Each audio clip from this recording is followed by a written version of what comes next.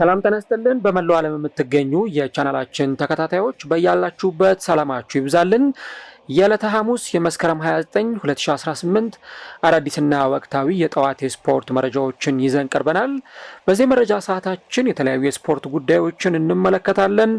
አንጋፋው ተጫዋች ክርስቲያኖ ሮናልዶ የመጀመሪያው እግር ኳሰኛ ቢሊዮነር መሆን ችሏል። ይህንን ጉዳይ በዚህ መረጃ ሰዓታችን ላይ እንመለከተዋለን። ከዚህም ባሻገር የማንቸስተር ዩናይትዱ ተጫዋች ብሩኖ ፈርናንዴዝን ለማስፈረም የሳውዲ ክለቦች በቀጣዮቹ የዝውውር መስኮቶች ላይ ከፍተኛ ጥረት ያደርጋሉ ተብሎ ይጠበቃል። በተለይም በመጪው ክረምት ይህንም ጉዳይ እንደዚሁ እናነሳለን። ከዚህም ጉዳይ ባሻገር ጋናዊውን ተጫዋች ሴሜኖን ለማስፈረም በርካታ ክለቦች ይረባረባሉ ተብሎ ይጠበቃል።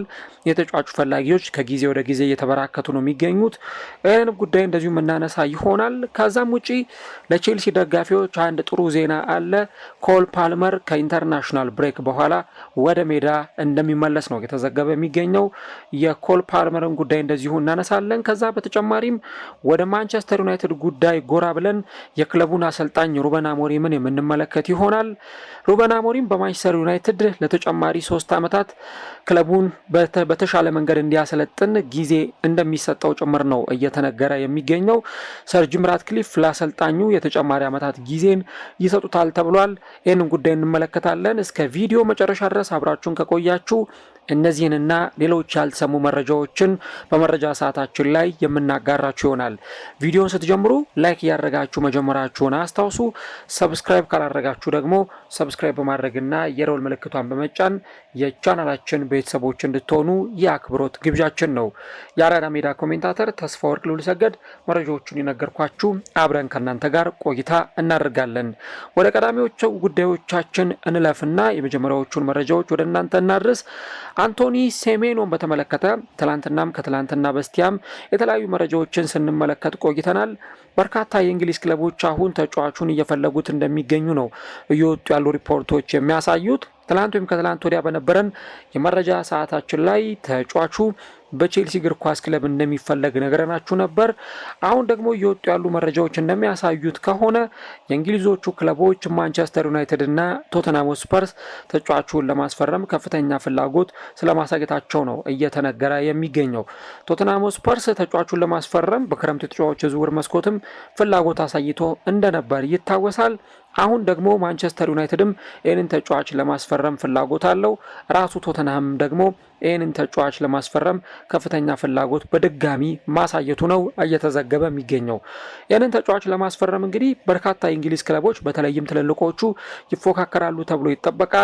ቼልሲ፣ ማንቸስተር ዩናይትድ፣ ቶተንሃም እንዲሁም ሌሎች ክለቦችም ቢሆኑ ይህንን የቦርንመዝ ጋናዊውን የመስመር አጥቂ ለማስፈረም ይንቀሳቀሳሉ ተብሎ ይጠበቃል። በትላንትናው ዕለት በኢንተርናሽናል ብሬክ በዓለም ዋንጫ ማጣሪያ ጋና ሴንትራል አፍሪካ ሪፐብሊክን በሰፋ የጎል ልዩነት ባሸነፈችበት ጨዋታ ይህ የቦርንመዙ የመስመር አጥቂ አንቶኒ ሴሜኖ ተጽዕኖ ፈጣሪ ሆኖ ማምሸቱ ይታወሳል። በርካታ የእንግሊዝ ክለቦች አሁን የተጫዋቹ ፈላጊዎች እየሆኑ መምጣታቸው እየተዘገበ ይገኛል። ወደ ስፔኑ ክለብ ሪያል ማድሪድ እናቅና። ሪያል ማድሪድ የፒኤስጂውን ምርጡን ወጣት ተጫዋች ወደ ክለባቸው ለማምጣት ፉክክር ያደርጋሉ የሚሉ ዘገባዎች ከስፔን እየወጡ ይገኛሉ። ዋረን ዛይሬ ኤምሬን በ2026 በመጪው የክረምት የዝውውር መስኮት ለማስፈረም ፍላጎት አላቸው እየተባለ ይገኛል። በእርግጥ ተጫዋቹ በጣም ጥሩ ጊዜ ነው ያሳለፈ የሚገኘው። ከዚህም ባሻገር ፒኤስጂ ተጫዋቹ መልቀቅ አይፈልግም። ነገር ግን ደግሞ በርካታ ክለቦች ይህንን ተጫዋች ለማስፈረም ይፎካከራሉ ተብሎ ይጠበቃል። አርሰናል የተጫዋቹ ፈላጊ እንደሆነ ሲዘገብ ቆይቷል። አሁን እየወጡ ያሉ ዘገባዎች እንደሚያሳዩት ከሆነ ደግሞ ምናልባትም በቀጣዮቹ ጊዜያት ላይ ሪያል ማድሪድም ይህንን ተጫዋች ለማስፈረም ፉክክሩን ይቀላቀላል ተብሎ ይጠበቃል። ምናልባትም እስከ 80 ሚሊዮን ፓውንድ ድረስ ፒኤስጂ ከዚህ ተጫዋች ሊፈልግ እንደሚችል ነው እየተጠቆመ የሚገኘው። ሪያል ማድሪድ ግን የፊት መስመሩን ለማጠናከር ይህንን ተጫዋች ማስፈረም ይፈልጋል ነው የተባለው። ወደ ማንቸስተር ዩናይትድ ጉዳዮች እናቅና። የማንቸስተር ዩናይትድ ጉዳዮችን በተመለከተ ብሩኖ ፈርናንዴዝን ቀዳሚ እናደርጋለን። ብሩኖ ፈርናንዴዝ ከማንቸስተር ዩናይትድ በጥሬ ተጫዋቾች የዝውውር መስኮት የሚለቅበት እድል የለም ሲል ቤን ጃኮብስ ዘግቧል። በተለይም በርካቶች ተጫዋቹ ከዚህ ክለብ ይለቃል ወይ በተለይም በጥሬ ተጫዋቾች የዝውውር መስኮት የሚሉ ጥያቄዎችን ሲያነሱ ነበር። ነገር ግን አሁን እየወጡ ባሉ ዘገባዎች መሰረት ተጫዋቹ በጥሬ ተጫዋቾች የዝውውር መስኮት ከማንቸስተር ዩናይትድ አይለቅም ተብሏል። ይህ ማለት ግን አሁንም በክረምቱ የዝውውር መስኮት ማለትም ከጥቂት ወራት በኋላ ከዚህ ክለብ የሚለቅበት እድል የለም ማለት አይደለም ነው የሚሉት እነዚህ ዘገባዎች። በርካታ ክለቦች አሉ ተጫዋቹን የሚፈልጉት። በተለይ ከሳውዲ አረቢያ ረብጣ ሚሊዮን ፓውንዶችን በማንቸስተር ዩናይትድ ጠረጴዛ ላይ በማስቀመጥ ተጫዋቹን ወደ ክለባቸው ለማምጣት የሚሰሩ ክለቦች አሉ ተብሎ ይጠበቃል። እንደምታስታውሱት በባለፈው የክረምት የዝውውር መስኮትም ከሳውዲ ረብጣ ሚሊዮን ዶላሮች ተጫዋቹን ለማስፈረም ኢንቨስት እንደሚደረጉ ሲገለጹ ነበር። በተጫዋቹ እግር ኳስ ኬሪየርም ላይ ምናልባትም ደግሞ ተጫዋቹን መልታይ ሚሊዮነር ከዛም ባሻገር ደግሞ ከፍተኛ የገንዘብ ተከፋይ ሊያረጉት የሚችሉት የዝውውር ጥያቄዎች መተውለት ነበር። ግን ዩናይትድም ተጫዋቹም ይህንን የዝውውር ጥያቄ ሳይቀበሉት ቀርተዋል። እንደውም ተጫዋቹን በዩናይትድ እንዲቆይ ባለቤቱም ስታግባባው እንደነበር ሲገለጽ ነበር። ግን ደግሞ በቀጣዩ የ2026 ክረምት ተጫዋቹን ወደ ክለባቸው ለማምጣት የሳውዲ ፕሮ ሊግ ክለቦች ከፍተኛ እንቅስቃሴን እንደሚያደርጉም ጭምር ነው የተገለጸ የሚገኘው። ምናልባትም ማንቸስተር ዩናይትድ 60 ሚሊዮን ፓውንድ ከቀረበለት ይህንን ተጫዋች ይለቀዋል ብለው የሳውዲ ፕሮ ሊግ ክለቦች ያምናሉ የሚሉ መረጃዎች ነው እየወጡ ያሉት። ይህንን ተጫዋች ለማስፈረም በቀጣይ የሳውዲ ክለቦች ከፍተኛ ርብርብ ያደርጋሉ ተብሎ ይጠበቃል። ከዚሁ ከማንቸስተር ዩናይትድ ጉዳይ ሳንወጣ የአሰልጣኙ ሩበን አሞሪምን ጉዳይ እናገኛለን። ሩበን አሞሪም እንግዲህ በዘንድሮ ውድድር ዓመት በማንቸስተር ዩናይትድ አጀማመሩ ጥሩ የሚባል አይደለም።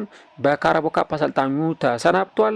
ከዚህም ባሻገር ደግሞ እንደዚሁ በእንግሊዝ ፕሪሚየር ሊግም ጥሩ የሚባል ጅምርን አላደረገም። ያመኑን ተከትሎ ምናልባት ከዚህ ክለብ የመሰናበት እጣ ሊገጥመው ይችላል፣ የመሰናበት ስጋት አለበት የሚሉ በርካታ መረጃዎች ሲወጡ ነበር። አሁን እየወጡ ያሉ ዘገባዎች እንደሚያሳዩት ከሆነ ግን በማንቸስተር ዩናይትድ በኩል ሰር ጂም ራትክሊፍ አሰልጣኙ በክለባቸው እንዲቆይ ይፈልጋሉ። እንደውም ራሱን እንዲያሳይ ውጤቱን ፕሩቭ እንዲያደርግ የ3 ዓመት ጊዜ ይሰጡታል ነው የተባለው። ይህም ለማንቸስተር ዩናይትድ ደጋፊዎች ግራ አጋቢ ዜና ይመስላል። ነገር ግን ደግሞ ሩበን አሞሪም በማንቸስተር ዩናይትድ ለቀጣዮቹ 3 ዓመታት እንዲቆይ በሰር ጂም ራትክሊፍ በኩል ከፍተኛ ፍላጎት አለ። ይህንንም ደግሞ ያደርጉታል የሚሉ መረጃዎች በስካይ ስፖርት በኩል ወጥተዋል። ቀጣይ ደግሞ ምን አይነት ሁኔታዎች ይኖራሉ፣ ሩበን አሞሪምስ ውጤቱን በዩናይትድ ቤት ያሻሽላሉ ወይ የሚለውን ከኢንተርናሽናል ብሬክ በኋላ አብረን የምንመለከተው ይሆናል ማለት ነው። እንደ መጨረሻ ያክል በማንቸስተር ዩናይትድ ቤት ያለውን ጉዳይ ለማጠቃለል አንድ የመጨረሻ ጉዳይ ከማንቸስተር ዩናይትድ ጋር አያይዘን እንመልከት። ማንቸስተር ዩናይትዶች የባርሰሎናውን የፊት መስመር ተጫዋች ራፊኒያን ለማስፈረም በራዳራቸው ውስጥ አርገውታል የሚሉ ዘገባዎች ይወጡ ይገኛሉ። በእርግጥ ባርሰሎና ተጫዋቹን መልቀቅ አይፈልግም። በክለቡ በጣም ወሳኝ ከሚባሉ ተጫዋቾች መካከል አንዱ ነው። ነገር ግን ከዛው ከስፔን እየወጡ እንዳሉ ሪፖርቶች መሰረት ከሆነ ይህንን ተጫዋች ለማስፈረም ፍላጎት አላቸው ተብሏል። ባርሰሎና ተጫዋቹን መልቀቅ ባይፈልግም ነገር ግን ደግሞ ተጫዋቹን ለመግዛት የሚመጣ ክለብ ካለ ግዴታ 120 ሚሊዮን ፓውንድ እና ከዛ በላይ መክፈል አለበት የሚሉ መረጃዎች ናቸው እየወጡ ያሉት። ለማንኛውም ግን ማንቸስተር ዩናይትድ የራፊኒያ ፈላጊ ሆኗል የሚሉ መረጃዎች በስፋት እየወጡ ነው የሚገኙት። ውድ አድማጮቻችን የመረጃ ሰዓታችንን እየተከታተላችሁ ትገኛላችሁ። ቪዲዮ ላይክ ካላደረጋችሁ አፍታ ውሰዱና ላይክ አድርጉ። እንዲሁም ደግሞ ሰብስክራይብ ካላደረጋችሁ ሰብስክራይብ በማድረግና የደወል ምልክቷን በመጫን የቻናላችን ቤተሰብ እንድትሆኑ በአክብሮት እንጋብዛለን። መረጃዎቻችንን አልጨረስንም፣ እንቀጥላለን። ወደ ሌሎች መረጃዎቻችን ስናቀና የቼልሲውን ተጫዋች ኮል ፓልመርን እናገኛለን። ኮል ፓልመር እንግዲህ ያለፉትን ጨዋታዎች በጉዳት ምክንያት በቼልሲ እየተሰለፈ እንዳልነበር ይታወሳል። አሁን ግን ለቼልሲ ደጋፊዎች ጥሩ ዜና አለ። ከኢንተርናሽናል ብሬክ በኋላ ተጫዋቹ ወደ ሜዳ እንደሚመለስ ነው እየተዘገበ የሚገኘው። ያለፉትን ጥቂት ጨዋታዎች አልነበረም፣ አሁን ግን ወደ ሜዳ ይመለሳል ተብሏል።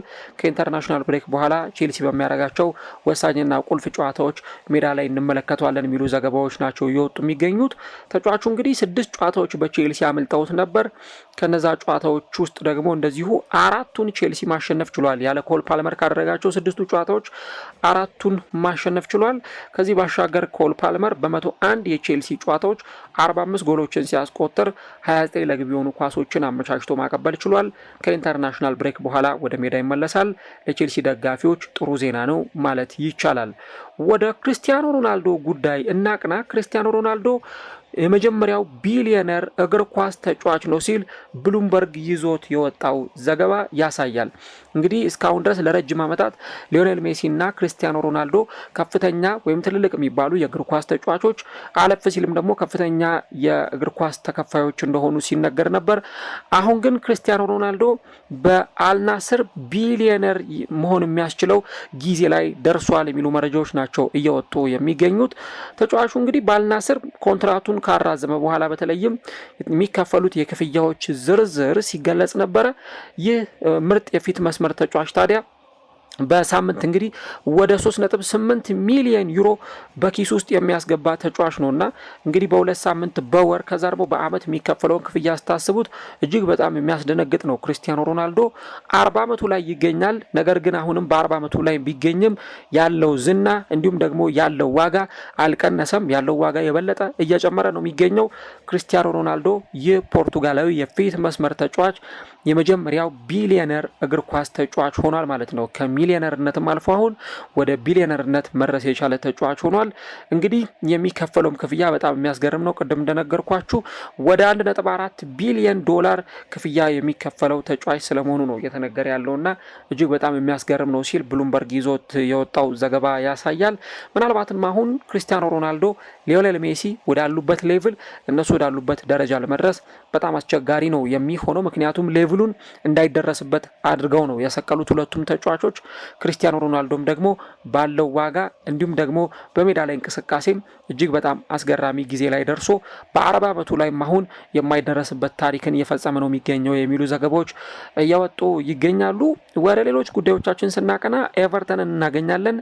ኤቨርተን የተከላካይ መስመር ተጫዋቹን ውል ለ2 ዓመታት ማራዘሙ ይፋ ተደርጓል። ጄምስ ታርኮውስኪ በኤቨርተን ለ2 ዓመታት የሚያቆየውን አዲስ ውል ተፈራርሟል ተብሏል።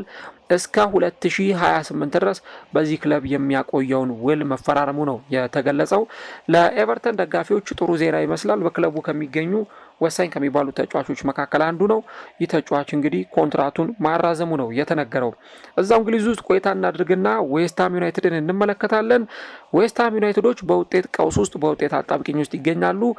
አሁን ታዲያ አንድ ተጫዋች ለማስፈረም እንቅስቃሴዎችን ያደርጋሉ ነው የተባለው። በተለይም በጥሬ ተጫዋቾች የዝውውር መስኮት አዳማ ትራኦሬን የፉልሃሙን ተጫዋች ወደ ክለባቸው ለማምጣት እንደሚፈልጉ ነው እየተነገረ የሚገኘው። እንደምታስታውሱት አዳማ ትራኦሬ ከአሁኑ የክለቡ አሰልጣኝ ኑኖ ኤስፒሪቶ ሳንቶ ጋር አብረው በወልቭስ ሲሰሩ እንደነበር ይታወሳል። ሁለቱ እንግዲህ አብረው በዚህ ክለብ ውስጥ ሲሰሩ ነበረ። ታዲያ በድጋሚ ይህንን ተጫዋች ወደ ክለባቸው ማምጣት እንደሚፈልጉ ነው ኑኖ ኤስፒሪቶ ሳንቶ የተገለጸ የሚገኘው። አሰልጣኙ እንግዲህ በዚህ ክለብ ያላቸው ውጤት ወይም አጀማመር በቀጣይ የሚጠበቅ ይሆናል። የመጀመሪያ ጨዋታቸውን አቻ ወጥተዋል። ሁለተኛ ጨዋታቸውን ደግሞ እንደዚሁ በአርሰናል ተሸንፈዋል። አሁን ቀጣይ የሚጠበቀው ሁኔታ ደግሞ የክለቡን ውጤት ያሻሽሉታል የሚለው ነው። እሱን ደግሞ በቀጣዩ ጊዜ ላይ አብረን የምንመለከተው ይሆናል። በመጨረሻም ወደ ምንመለከተው መረጃ እንለፍና የባርሴሎናውን ስፖርቲንግ ዳይሬክተር ዴኮን ጉዳይ እንመለከታለን። ዴኮ ከዚህ ቀደም ለፖርቶ እንዲሁ ደግሞ ለባርሴሎና ተጫዋቶ ማሳለፍ የቻለ በፖርቱጋል ብሔራዊ ቡድን ምርጥ ከሚባሉ ተጫዋቾች መካከል አንዱ የነበረ ሰው ነው። አሁን የባርሴሎና ስፖርቲንግ ዳይሬክተር ነው። የግዴታ የ9 ቁጥር ተጫዋች ማስፈረም አይጠበቅብንም የሚል ሀሳብ ነው የሰጠው። የ9 ቁጥር ተጫዋች በክረምቱ ማስፈረም ለኛ ግድ አልነበረም። ምክንያቱም ያለ 9 ቁጥር ተጫዋች መጫወት ይቻላል። በዛ ላይ ፌራን ቶሬዝ በ9 ቁጥር ቦታ ላይ መጫወት ይችላል። ፔዦች የቻምፒየንስ ሊግ ዋንጫን ሲያሸንፉ ያለ 9 ቁጥር ተጫዋች ነው። ስለዚህ አሁን ባለው ሁኔታ ስለ 9 ቁጥር ተጫዋቾች ማውራት ስህተት ነው የሚል ሀሳብ ሰጥቷል። ሙንዶ ዲፖርቲቮ ነው ይህንን ዘገባ ይዞት የወጣው። ምናልባትም እንግዲህ በሮበርት ሌቫንዶቭስኪ እና በፌራን ቶሬዝ የውድድር ዓመቱን እንደሚዘልቁም ጭምር ነው እየተገለጸ የሚገኘው ከ9 ቁጥር ቦታ ጋር ተያይዞ። ነገር ግን ደግሞ አንዳንድ ዘገባዎች እንደሚሉት ዳይሮ ስፖርት ደግሞ እንደሚለው ባርሴሎና በቀጣይ የሚያስፈርማቸው 3 ተጫዋቾችን ይፋ አድርጓል። አንደኛው ይፈርማል ተብሎ የሚጠበቀው ተጫዋች የግራ እግር የመሃል ተከላካይ ተጫዋች ነው። ሁለተኛው ተጫዋች ደግሞ ፊዚካል ያለው ፉል ባክ ተጫዋች ሲሆን፣ ሶስተኛው ተጫዋች ደግሞ የፊት መስመር አጥቂ ነው የሚሉ ዘገባዎች ነው እየወጡ የሚገኙት። ዴኮ ግን እንደተናገረው ስለ 9 ቁጥር ተጫዋች ማውራት በዚህ ሰዓት ስህተት ነው የሚል ሀሳብን የሰጠው። ውድ አድማጮቻችን እንግዲህ የዕለተ ሐሙስ የመረጃ ሰዓታችን እዚህ ጋር ይጠናቀቃል። በጠዋቱ የተሰሙ አዳዲስ የስፖርት መረጃዎችን ለእናንተ ይዘን መጥተናል። ስላደመጣችሁን ስለተከታተላችሁን ሁላችሁንም እጅግ አድርገን ከልብ እናመሰግናለን። ቪዲዮ ላይክ ካላደረጋችሁ ላይክ በማድረግ ቤተሰብ ሁኑ። ሰብስክራይብ በማድረግና የደወል ምልክቷን በመጫን የቻናላችን ቤተሰቦች እንድትሆኑ እንጋብዛለን። ፈጣሪ ቢፈቅድ በሌሎች ፕሮግራሞች እንገናኛለን። እስከዛው መልካም ጊዜ፣ መልካም ቆይታ ይሆንላችሁ።